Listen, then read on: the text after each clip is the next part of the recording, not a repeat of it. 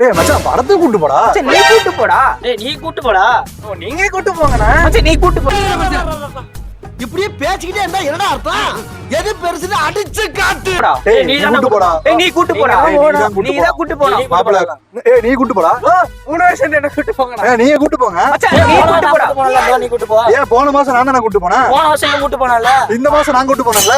மச்சான் கூப்பிட்டு நான் கூட்டு போனேன்ல. மச்சான் அதுக்கு டிக்கெட் காசு நான் போட்டேன்டா. மச்சான் பப்ஸ் நான் கொடுத்தேன். அண்ணா நீ வாங்குற 190 ரூபாய்க்கு பப்ஸ் சேர்த்து கொடுப்பேன். நான் போட்ட வண்டி பாக்கிக்கு நான் தான் காசு போட்டேன். ஏங்க அது வெறும் 20 ரூபாங்க. நான் கொடுத்தது 70 ரூபாங்க. நான் போட்டேன் என்கிட்ட அவ்வளவுதான். மச்சான் பப்ஸ்க்கு 60 ரூபா. அது போக உனக்கு தனியா 100 ரூபா வரை அனுப்பி இருக்கேன். ஒரு 4 நிமிஷம் வாங்கி கொடுத்துட்டு. சும்மா சும்மா சொல்லி காட்டிட்டே இருக்கடா நீங்க. இவர் எப்பவுமே இப்படித்தானா? ஆமாண்டா எப்பயுமே அப்படித்தான்டா. சரி விடு.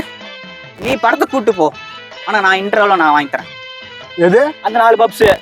மச்சான் என்ன சொல்லி காட்டுறியா? நான் படத்துக்கு காசு கொடுக்க மாட்டேன்னு.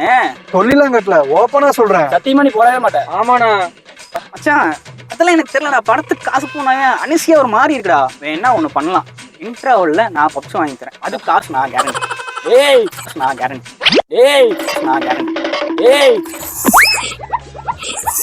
சரிடா வேணாண்டா படத்துக்கே போக வேணாண்டா. வாங்க போலாம். மச்சான் நானு வாங்கிறியா? இன்டர்வல்ல அடங்க உட்காரு. கதைய கேளு தாய் குலமே, தாய் குலமே, நம்ம தாய் குலமே.